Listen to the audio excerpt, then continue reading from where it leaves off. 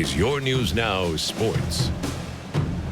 Welcome to Your News Now Sports. I'm Adam Solomon. Week 8 of the high school football season has arrived in the Blanchard Valley Conference. Leipsic and Liberty-Benton meet in a battle for first place. Our Tony Quach is at Leipsic with both head coaches for our Pigskin Preview. Good evening, Adam. It's getting very crowded at the top of the BVC standings. A total of 4 teams are all within 1 game of each other. 2 of those 4 teams are the second place Leipsic Vikings and the first place Liberty-Benton Eagles. We'll start things off with LB's head coach, Scott Garlock. Coach Garlock, you guys have won 5 straight games, all 5 of them coming in conference play. What has your team done well during this stretch?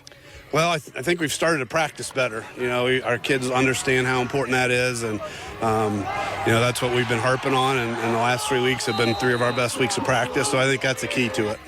You know, 2020 was the last time both programs played a BVC game against each other, but you guys are no strangers to one another, having played non-conference games after that as well. That being said, what can we expect from tonight's showdown? Well, we know I've had some great battles with Joe here. He does a great job coaching. Those kids are tough. He's got some weapons all over the place. You're a young quarterback that has a lot of confidence right now, and we're just going to try to play our style of football and hopefully find a way to get it done. Thanks, Coach. We're now turning things over to Leipzig's head coach, Joe Kirkendall. Coach Joe, you guys are coming off a huge come-from-behind victory against Macomb, where you erased a 21-point halftime deficit. With a win like that, how does it set the momentum for this week's showdown against Liberty-Benton? Well, to be honest, I don't think there is any momentum, because when you turn around after beating Macomb and you have to play one of the best teams in Northwest Ohio, it's a completely separate focus, and we enjoyed the win. And that's a huge win for us playing Macomb.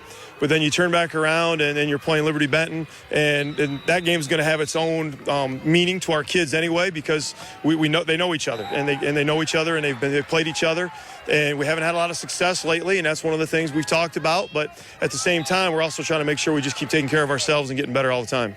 Of course, and the Eagles have won the last 4 meetings against your team. What's it going to take to come out on top tonight and force a tie for first place? I think we need them to make mistakes, honestly.